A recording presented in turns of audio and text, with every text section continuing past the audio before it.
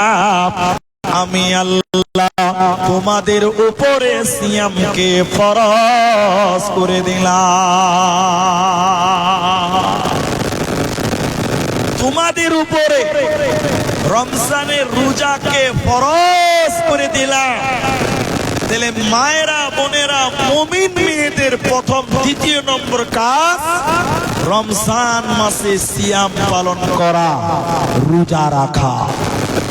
কেন রাখবেন?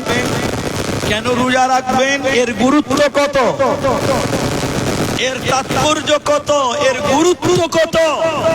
হে আমার মা, আপনি শুনেন এর গুরুত্বটা কত। আল্লাহ বলেন, কামা কুতিবা আলাল্লাযীনা মিন ক্বাবলিকুম, যেমন ফরজ করেছিলাম তোমাদের আগেকার লোকদের উপরে।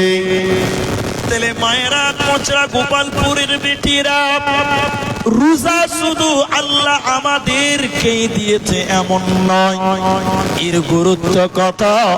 আমাদের আগেকার জামানার লোকেরা, আমাদের আগেকার নবীরা এবং তাদের কওমের লোকেরা, তাদের উপরেও রোজা ছিল। এই রোজা শুধু আপনাদের জন্য নয়, আপনাদের আগেকার জামানার মেয়েরাও রোজা রাখত।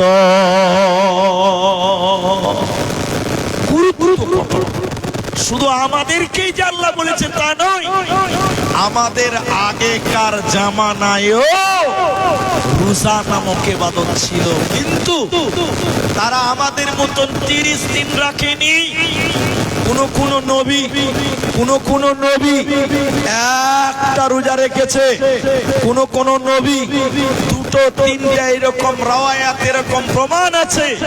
তাহলে একটাই রোজা রাখতে হবে এমনটা নয়, তাদের একটাই বাধ্যতা ছিল, কিন্তু আমাদের একটা নয়, আমাদের জন্য 30টা। এটা হলো পার্থক্য।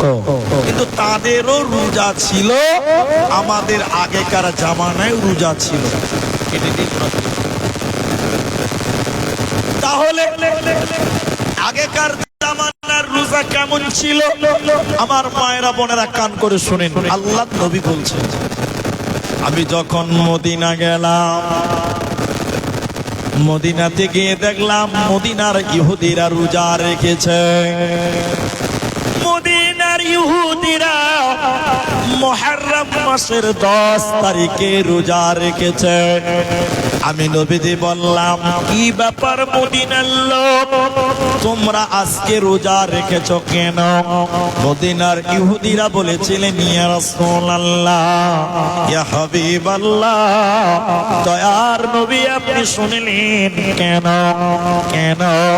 আমাদের নবী মূসাকে আল্লাহ ফেরাউনের হাত থেকে মুক্তি দিয়েছিল, ফেরাউনের কাছ থেকে নাজাত দিয়েছিলেন, মুক্তি দিয়েছিলেন।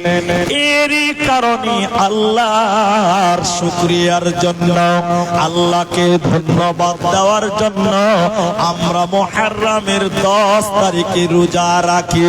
আর ওই টাইমে ওই রোজাটা তাদের জন্য আবশ্যক ছিল, বাধ্যতামূলক ছিল, আবশ্যক ছিল। তাহলে আগেকার জামানার লোকেরা তারাও রোজা রাখত, একটি রোজা। আমাদের মতো 30টা রোজা তারা রাখেনি, কিন্তু তাদের রোজার সিস্টেম একটু আলাদা ছিল। আমাদের রোজা তাদের রোজার মধ্যে একটু পার্থক্য ছিল, একটু পার্থক্য আছে। পার্থক্য বলি, এক,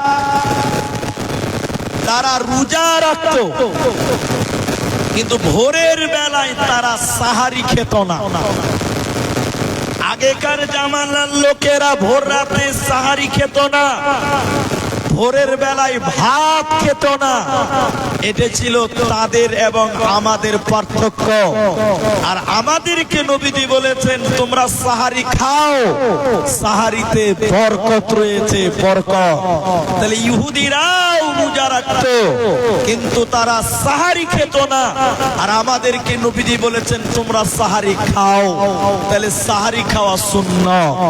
কিন্তু কেউ যদি ঘুমিয়ে যায়, ভোর রাতে চেতন পায়নি, একদম সকাল 7টার সময় চেতন পেল, ভোর রাতে সাহারি খেলো না, ওরও রোজা হবে, তারও রোজা হবে, কারণ সাহারি খাওয়া